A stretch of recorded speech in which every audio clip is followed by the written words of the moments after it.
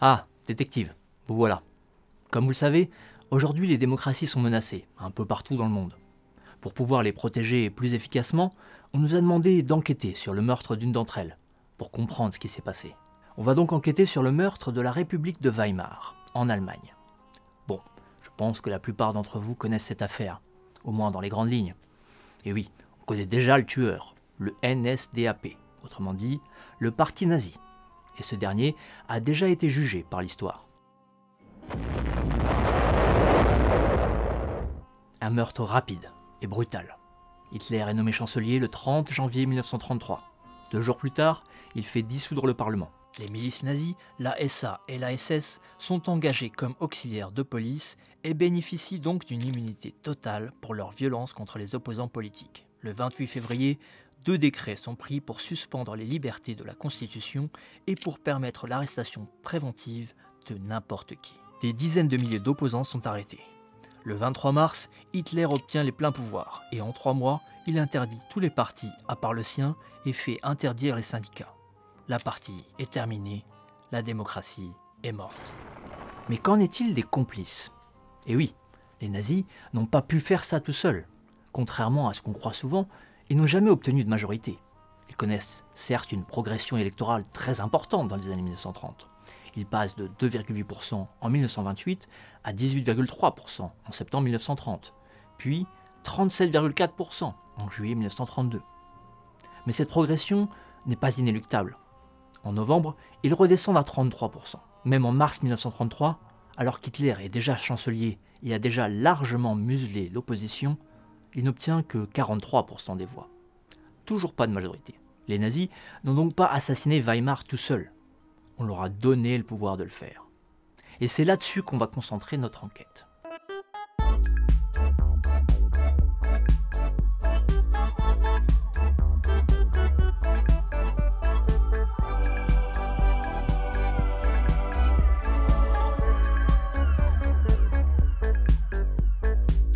Pour plus de contexte, je vais vous présenter la victime.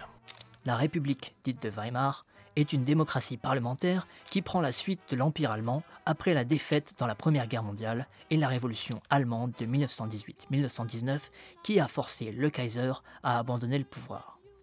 Sa constitution est votée par une assemblée constituante réunie dans la ville de Weimar, d'où le surnom donné a posteriori à ce régime.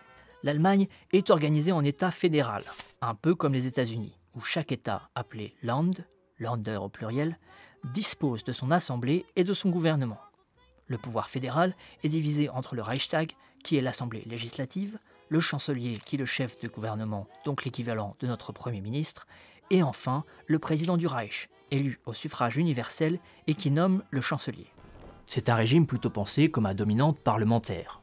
Si c'est le président du Reich qui nomme le chancelier, il choisit normalement quelqu'un issu du parti ou de la coalition de partis qui dispose de la majorité au Reichstag. Mais depuis 1930, la nature du régime change. La Constitution n'a pourtant pas été modifiée, mais c'est l'interprétation qui en est faite et son utilisation qui en altère profondément la nature. Et oui, parce que vous voyez, la Constitution de Weimar prévoit dans son article 48.2 qu'en cas de situation d'urgence et de menace contre l'ordre public, le président peut prendre toutes les mesures qui lui semblent nécessaires sans vote du Parlement.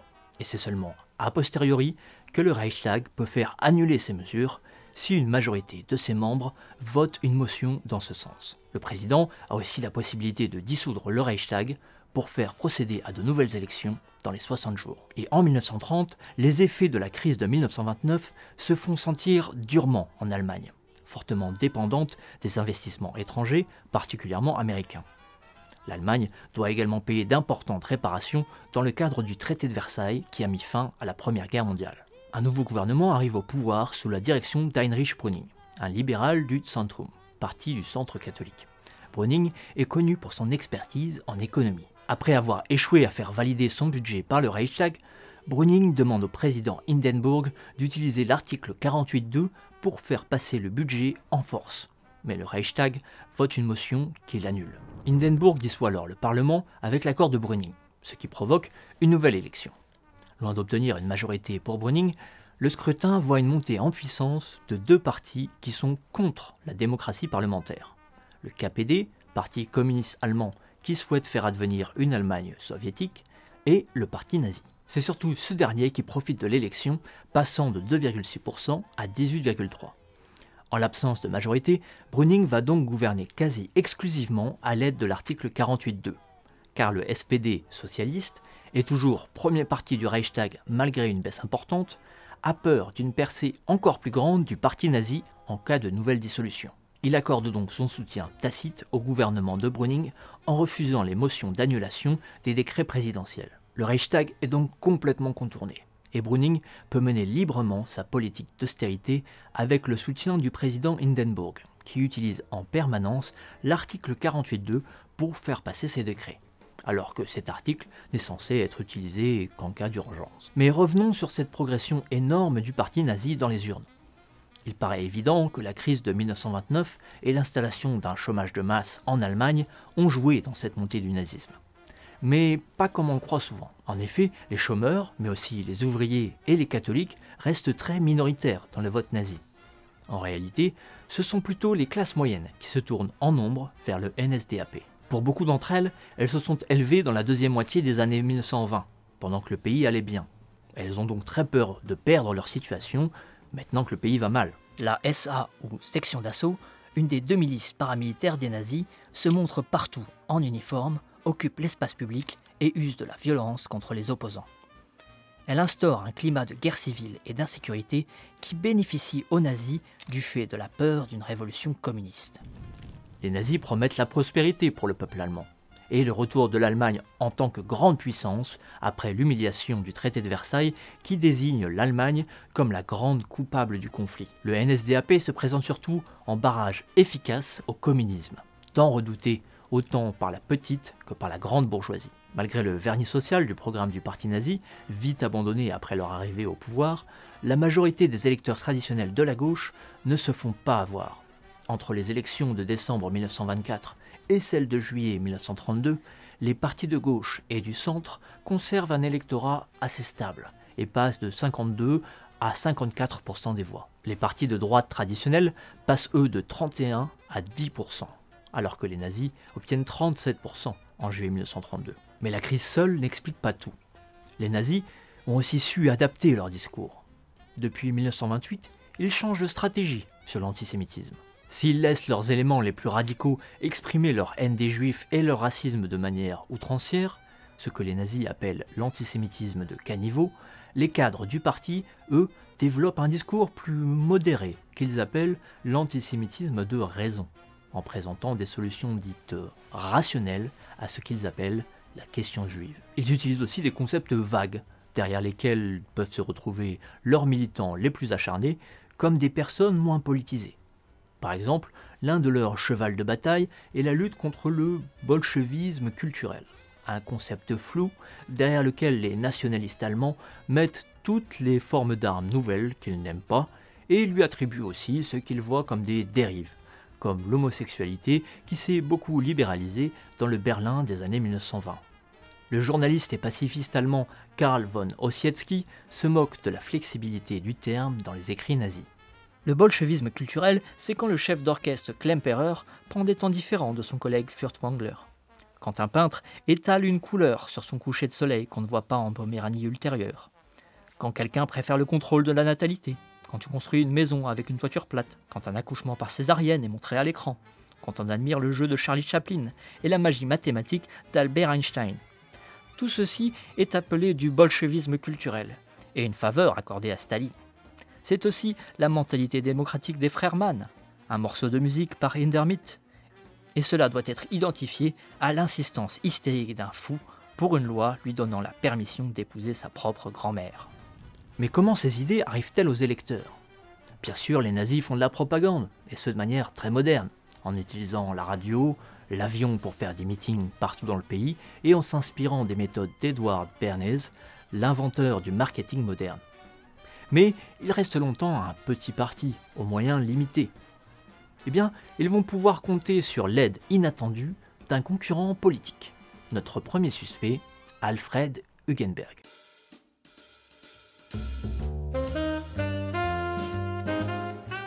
Alfred Hugenberg, né en 1865 dans un milieu bourgeois, nationaliste et conservateur.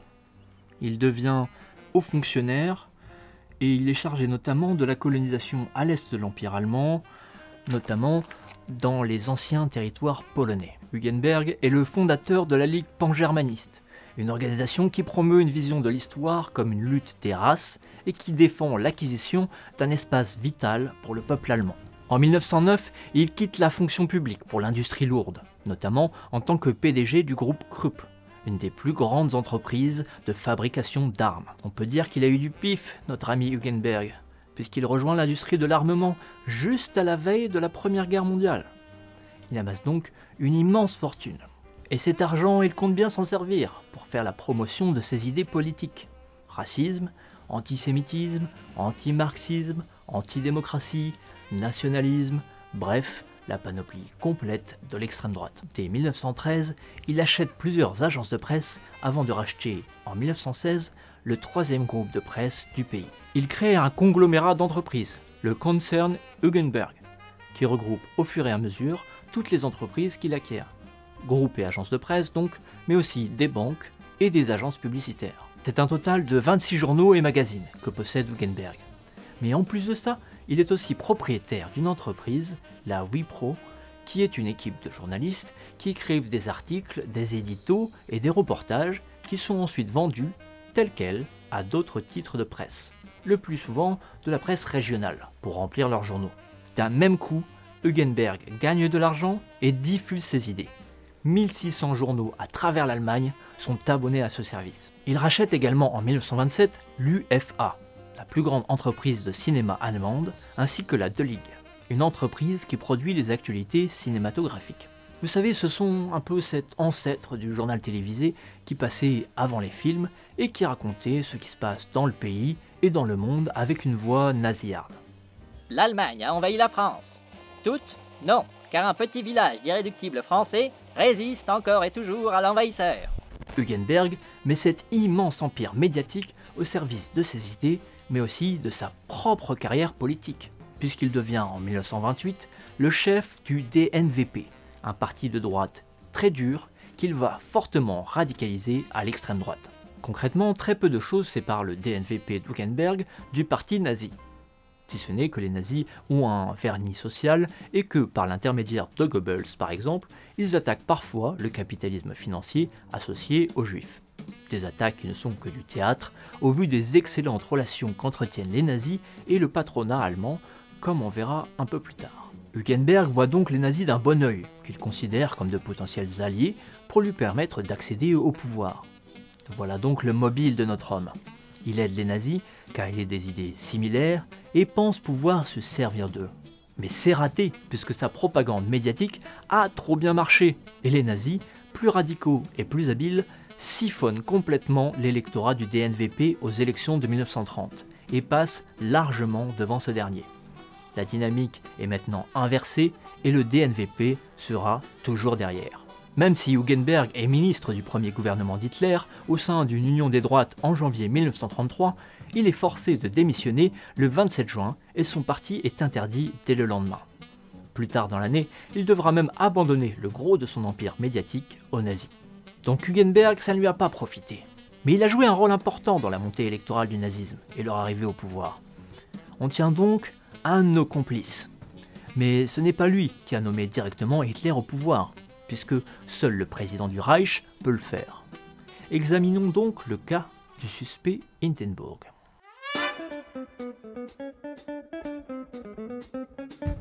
Paul von Hindenburg, né en 1847 dans une famille noble prussienne, comme l'indique le von de son nom. Comme son père, il s'engage dans une carrière militaire et il participe en tant qu'officier à la guerre austro-prussienne en 1866 ainsi qu'à la guerre franco-prussienne en 1870. Ensuite, il a une carrière assez tranquille et monte dans la hiérarchie.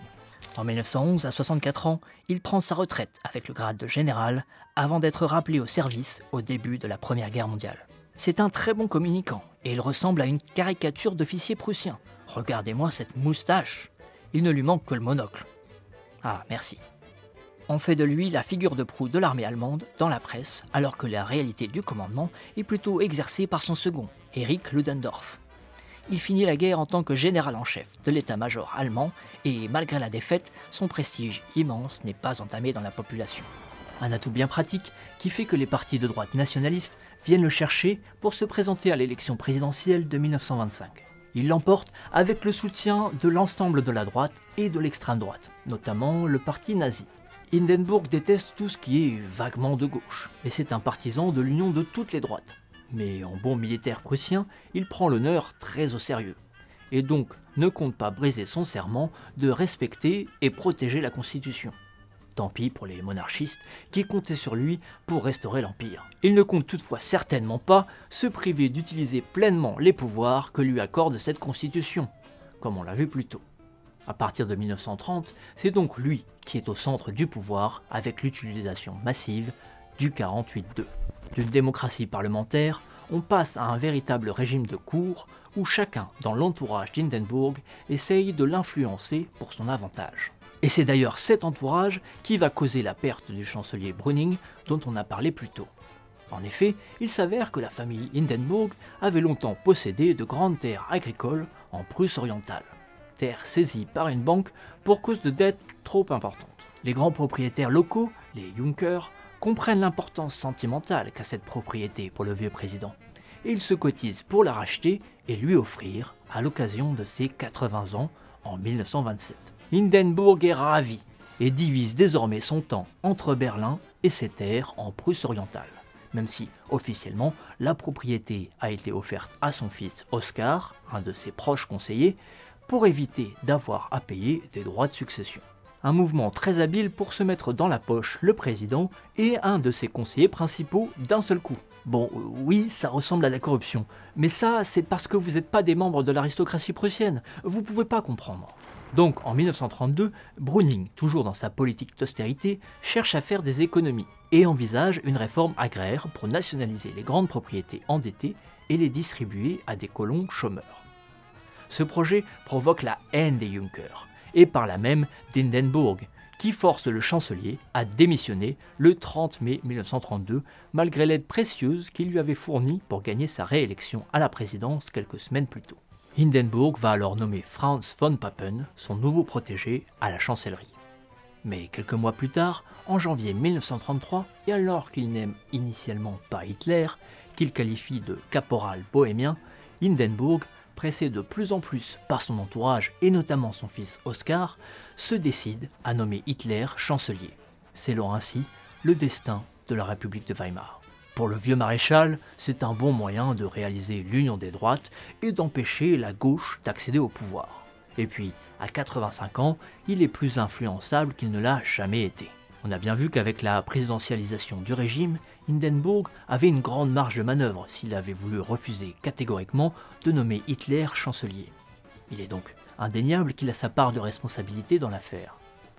Mais Hitler n'a jamais été sa solution préférentielle. Il a fallu l'en convaincre. Il nous reste donc à découvrir qui a joué ce rôle.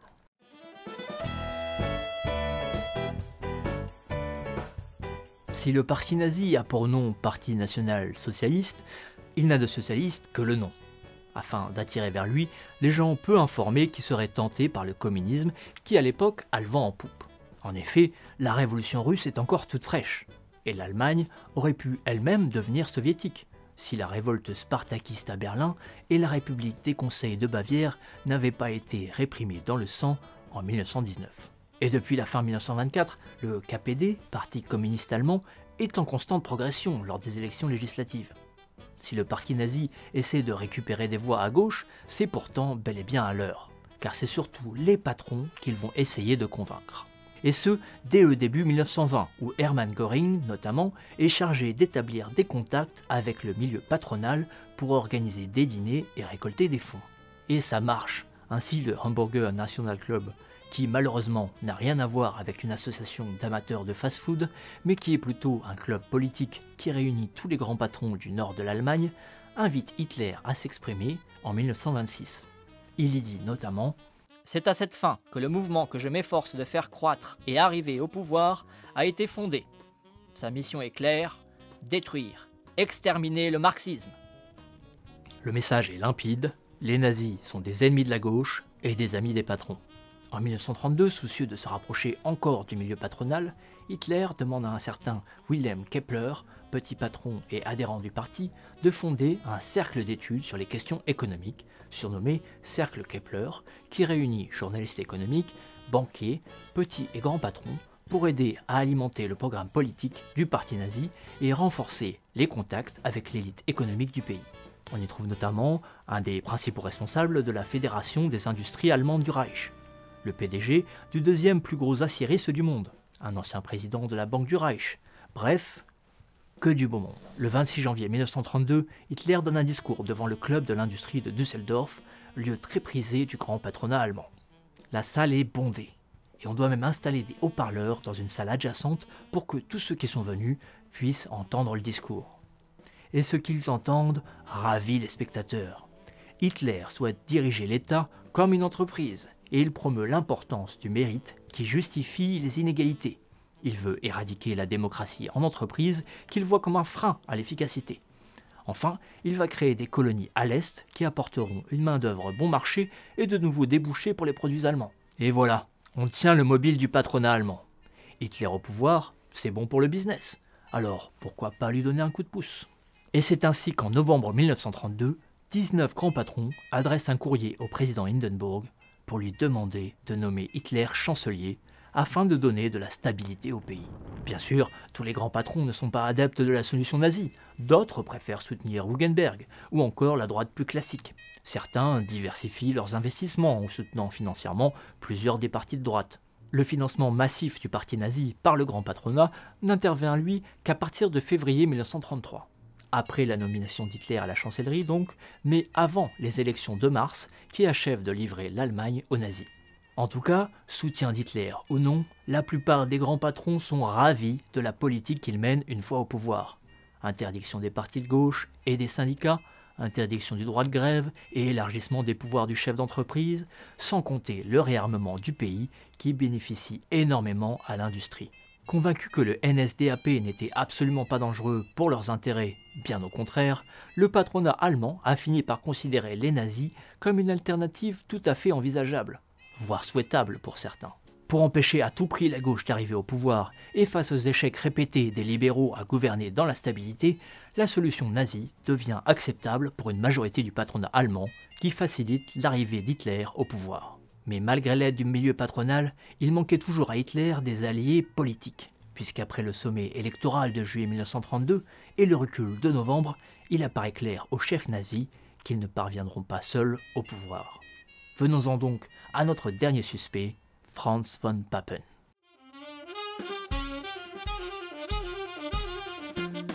Franz von Papen, né en 1879 dans une famille noble catholique de grands propriétaires terriens. Ancien officier de la Première Guerre mondiale, il s'attire la sympathie du président Hindenburg, qui en fait son protégé. Il contribue à faire chuter le chancelier Brüning, pourtant chef de son parti, le Zentrum. Il quitte donc le parti avant d'en être exclu, et est ensuite appelé par Hindenburg à la chancellerie en juin 1932. Son gouvernement, composé en majorité de membres de l'aristocratie, est surnommé « cabinet des barons » par la gauche. Et effectivement, le programme politique que le nouveau chancelier annonce ne laisse pas de place à l'erreur. Lutte contre ce qu'il appelle l'assistanat, c'est-à-dire toute forme d'état-providence, assurance chômage, maladie, etc., attaque du bolchevisme culturel, affaiblissement du Reichstag. Il veut aussi simplifier le code du travail et subventionner les grandes entreprises. En gros, un mélange de libéralisme économique combiné avec une gestion autoritaire du pouvoir. Pour parvenir à se détacher complètement du Reichstag, Papen souhaite modifier la Constitution pour rendre le gouvernement dépendant du président et non plus du Parlement. Mais pour y arriver, il doit obtenir une majorité. Il propose alors une alliance aux nazis. Ces derniers réclament alors deux choses. La première, lever l'interdiction de l'ASA et la SS, les deux milices nazies interdites 2 mois plus tôt par le gouvernement Brüning. Et deuxièmement, une dissolution du Parlement. Les nazis sont alors en plein boom électoral. En avril 1932, le Parlement de 5 Länder est renouvelé, et le NSDAP arrive en tête dans 4 d'entre eux. Et à l'élection présidentielle de la même année, si Hindenburg est réélu, Hitler obtient 36% des voix au second tour. Pour Brüning, le plan était clair. Laisser passer l'orage nazi et tenir la chancellerie jusqu'à la fin du mandat du Reichstag en 1934. D'ici là, il espérait que sa politique aurait porté ses fruits, relançant l'économie et faisant ainsi reculer le nazisme. Mais Papen, lui, pense pouvoir se servir des nazis. Et il accède à leur demande. Le Reichstag est dissous et l'élection est prévue pour le 31 juillet. La campagne électorale se fait dans un climat de violence inédit. Les SA et les SS sont galvanisés par leur réautorisation et font régner la terreur dans les rues. On dénombre une centaine de morts dans le pays, dont les 2 tiers sont causés directement par les milices nazies. En amont de l'élection, Papen veut profiter de la situation de blocage politique en Prusse. En effet, ce land, qui représente 60% de la population et 2 tiers du territoire allemand, est depuis 14 ans contrôlé par la gauche. Son gouvernement et son administration sont des sources de résistance importantes aux politiques de la droite. Depuis les élections locales d'avril 1932, la coalition autour du SPD socialiste, qui gouvernait la Prusse, perd sa majorité, tandis que les nazis obtiennent 36% des voix.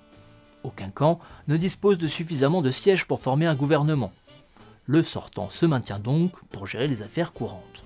Le 20 juillet, saisissant le prétexte d'une fusillade entre l'ASA, les communistes et la police qui fait 18 morts à Altona, Papen publie des ordonnances présidentielles qui font de lui le commissaire du Reich pour le Land de Prusse, ce qui lui permet de virer tous les ministres pour nommer des commissaires à leur place. Dans le même temps, une autre ordonnance permet à l'armée de prendre le contrôle de la police, d'installer la loi martiale à Berlin et d'arrêter tous les hauts fonctionnaires qui sont renvoyés. Ces ordonnances étaient en réalité déjà prêtes depuis le 14, et ce qu'on appelle le coup de Prusse a tout d'un véritable coup d'État. Papen se justifie dans un discours à la radio, dans lequel il blâme la menace communiste. Je n'hésite pas à dire haut et fort que c'est le devoir moral de tout gouvernement de distinguer clairement les ennemis de l'État entre ceux qui détruisent notre culture et ceux qui se battent pour le bien commun de notre peuple. C'est parce que l'on n'a pas su se décider dans les cercles politiques qui comptent à abandonner ce signe égal que, en matière politique et morale, on trace entre les communistes et les nazis. Que l'on a créé ce front républicain artificiel qui a enrôlé les forces communistes hostiles à l'État dans un front commun contre le mouvement montant du parti nazi. Le gouvernement du Reich ne se reconnaît dans aucun parti, mais il reconnaît le devoir moral de constater que recruter de tels éléments de gauche pour le combat politique met gravement en danger les fondations de l'État. En gros, la vraie menace, ce sont les communistes, et les nazis ne sont pas dangereux. Papen offre aux nazis une légitimation, un dangereux précédent autoritaire et antidémocratique, et surtout, il accorde le contrôle de la plus grande force de police du pays, 90 000 hommes, au gouvernement central. Une offrande dont les nazis sauront faire bon usage une fois parvenus au pouvoir. Les nazis accueillent d'ailleurs cette nouvelle d'une manière étonnante. Goebbels écrit ainsi dans son journal le 22 juillet « Nous sommes nombreux à avoir peur que ce gouvernement en fasse tant qu'il ne nous reste plus rien à faire. » Le résultat des législatives est un désastre pour Papen. Les partis de droite qui le soutiennent voient leur part réduite à seulement 10% des voix, tandis que les nazis restent sur leur bonne dynamique en atteignant 37%. Le KPD, ennemi désigné de la nation par Papen, est même en progression d'1,2%. Pire, alors qu'on leur a donné tout ce qu'ils voulaient, les nazis refusent d'honorer leur accord et demandent la chancellerie pour Hitler. Le gouvernement mène alors des négociations avec Hitler en lui proposant la vice-chancellerie, ce qu'il refuse. Les négociations échouent et les nazis restent dans l'opposition. Papen et son gouvernement prennent alors une décision. Ils vont dissoudre une nouvelle fois le Reichstag, mais cette fois sans donner de date pour une nouvelle élection, alors que normalement, elle doit être organisée dans les 60 jours. Permettant ainsi au gouvernement de Papen de continuer à gouverner par ordonnance présidentielle sans Reichstag pour lui mettre des bâtons dans les roues. Un véritable coup d'État donc. Comme on le voit, si Papen n'a pas eu l'occasion d'assassiner la démocratie allemande lui-même, il n'aurait eu aucun scrupule à le faire. Mais le 12 septembre, lors de la première réunion du nouveau Parlement, le Parti communiste dépose une motion de censure et elle est votée par plus de 90% des députés. C'est un désaveu complet pour le gouvernement. Et si le Reichstag est bel et bien dissous une nouvelle fois, l'idée du coup d'État est abandonnée. Les nouvelles élections de novembre ne font toujours pas les affaires de Papen. Les partis qui le soutiennent stagnent autour des 10%, alors que les nazis reculent de 4 points. Von Papen est coincé et démissionne début décembre. Il est remplacé par l'ancien ministre de l'armée, le général von Schleicher. Ce dernier, s'il a été un temps partisan de l'alliance avec les nazis, il ne leur fait plus confiance. Et en fin politique, il donne des gages à la gauche et aux syndicats tout en œuvrant à la division des nazis. Un pari qu'il est proche de réussir quand il propose la vice-chancellerie à Gregor Strasser, numéro 2 du parti nazi, et tenté par une scission avec Hitler. Mais en coulisses, Papen s'active, il n'apprécie pas le tournant légèrement social de Schleicher. Il reprend contact avec les nazis et organise de nombreuses réunions secrètes avec Hitler et Oskar, le fils du président Hindenburg. Papen et Oskar finissent par convaincre le président de bien vouloir donner la chancellerie à Hitler, qui est nommé le 30 janvier 1933. Pour Papen et l'entourage d'Hindenburg, c'est un bon coup. Même avec Hitler chancelier, les nazis sont minoritaires dans le gouvernement. Ils ne sont que 3. Et Papen, en tant que vice-chancelier, s'attend à pouvoir mener Hitler à la baguette grâce à son génie politique et son expérience. Bon, c'est là qu'on voit que Papen, c'était pas le couteau le plus affûté du tiroir. Parce que quand on donne le pouvoir à des fascistes, ils s'en servent. En quelques semaines, Papen est mis sur la touche et il devient progressivement impuissant. Lors de la nuit des longs couteaux, cette vague d'assassinats politiques orchestrée par la SS fin juin 1934, nombre de collaborateurs proches de Papen sont assassinés ou envoyés en camp de concentration. Terrifié, Papen finit par démissionner en août. Notre suspect a voulu se servir des nazis comme marchepied, mais c'est eux qui se sont finalement servis de lui. Ça n'innocente pourtant pas Papen et ses soutiens qui ont été indispensables à Hitler pour sa nomination à la chancellerie. Sans ces manigances, il est probable que les plans de Schleicher aient fini par mener à l'implosion du parti nazi, secoué par de nombreuses tensions internes depuis l'échec de l'accès au pouvoir à l'été 1932. D'ailleurs, Schleicher fait partie des personnes assassinées par la SS lors de la nuit des longs couteaux. Mais bon, on n'est pas là pour refaire l'histoire, notre enquête touche à sa fin maintenant. On a identifié les différents complices dans l'assassinat de la République de Weimar. Maintenant, il ne tient plus qu'à vous, détective, de bien observer votre environnement, votre société. Les démocraties sont fragiles et des cibles tentantes pour celles et ceux qui veulent accumuler du pouvoir et des profits. J'espère qu'au vu de cette enquête, vous saurez maintenant reconnaître ceux qui veulent s'attaquer aux démocraties et ceux qui espèrent se servir de ces antidémocrates pour leurs intérêts particuliers. Parce que bon, résoudre une enquête criminelle, c'est bien, mais réussir à empêcher le crime d'être commis, c'est bien mieux. Allez, au boulot détective. À la prochaine, et en attendant, n'oubliez pas de faire comme John Hammond. Mais pourquoi je dis ça moi ?